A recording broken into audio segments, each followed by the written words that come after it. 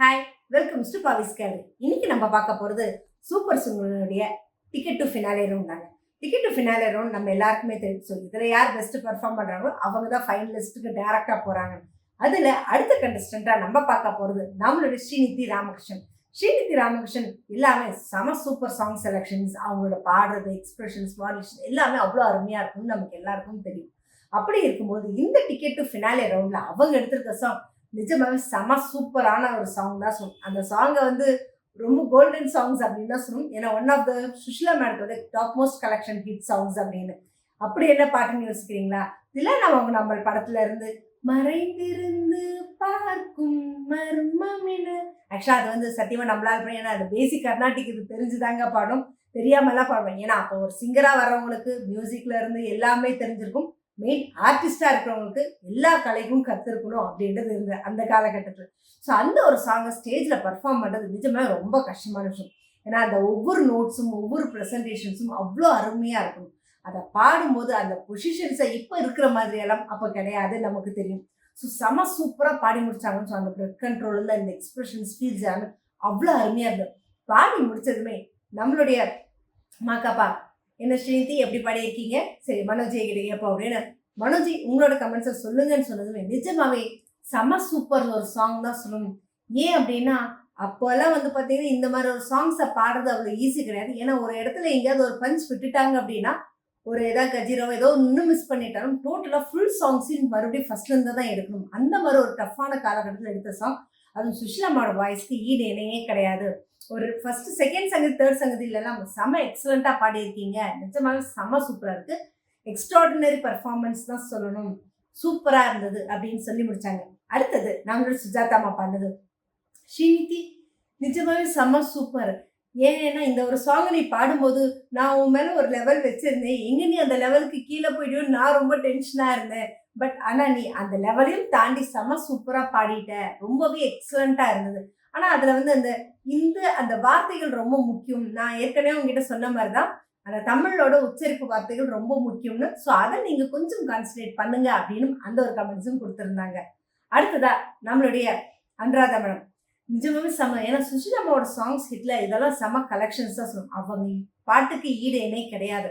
ஏன்னா அவ்வளோ ஒரு சூப்பரான ஒரு சிங்கர் அப்படின்னு சொன்னது மட்டும் இல்லாமல் இந்த சாங் அவ்வளோ அருமையாக இருக்கும். அவங்க பாடுறது கேட்கும்போது இப்போ வரைக்கும் அதுக்கான ஒரு கம்பேக் இருக்குமா அப்படின்னா கண்டிப்பாக கிடையாது. ஆக்சுவலி இன்னொன்று என்ன அப்படின்னா, நீ பாடும்போது இதை சூழமங்கம் சிஸ்டர்ஸ் பாடியிருந்தா எப்படி இருக்கும் தான் என்னோட ஒரு தாட்லாம் இருந்தது. ஏன்னா உன்னோட வாய்ஸ் மாடுலேஷனுக்கு ஸோ அந்த மாதிரி தான் எனக்கு ஒரு ஃபீல் ஆச்சு.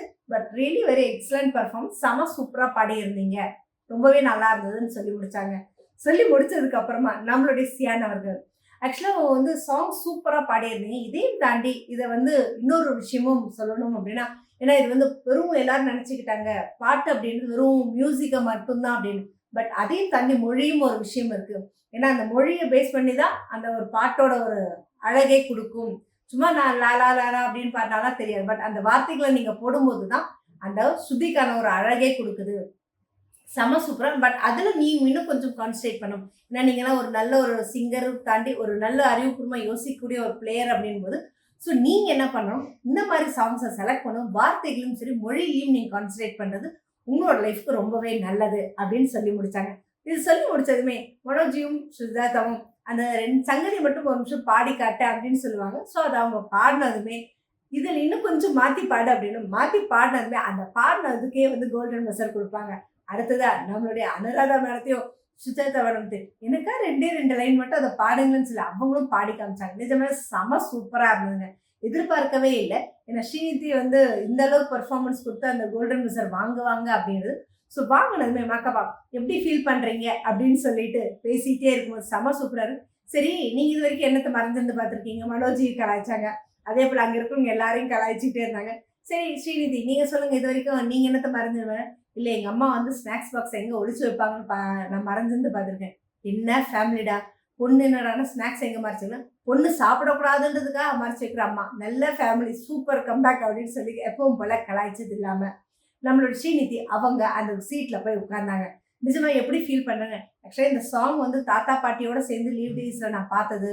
ஸோ அவங்க கூட இருந்த ரொம்ப ஒரு ஸ்ட்ராங் கனெக்ஷன் இருந்தது. ஸோ அந்த ஒரு கனெக்ஷனில் எனக்கு அவங்கள மிஸ் பண்ண ஒரு ஃபீல் தான் இருந்தது பாடும்போதே. கண்டிப்பாக கிடைக்குன்ற ஒரு எக்ஸ்பெக்டேஷன் இருந்தது.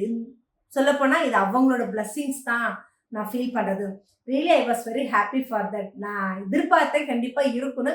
பட் அவங்களோட பிளஸ்ஸிங்ஸோட சேர்ந்து கிடைச்சதும் போது நான் ரொம்பவே சந்தோஷப்படுறேன்னு சொல்லி நம்மளோட ஸ்ரீநிதி சொல்லியிருக்காங்க. ஸோ அவங்களோட வெயிட் பண்ணுவோம். இன்னும் யார் யாரெல்லாம் அந்த அரியணையை ஏறி அதையும் தாண்டி அதுலேருந்து பெஸ்ட்டாக யார் ஃபஸ்ட்டு கண்டஸ்டண்ட்டாக உள்ளே போகிறாங்கன்றத. ஸோ இதை பற்றின உங்களோட கமெண்ட்ஸை கமெண்ட் பாக்ஸில் கொடுங்க. ஸோ இந்த மாதிரி இன்ட்ரெஸ்டிங்கான அப்டேட்ஸ்க்கு என்னோட சேனலை சப்ஸ்கிரைப் பண்ணிக்கோங்க. பக்கத்தில் இருக்க பெல் ஐக்கானை கிளிக் பண்ணிக்கோங்க, நோட்டிஃபிகேஷன் மிஸ் பண்ணாமல் இருக்கிறதுக்கு.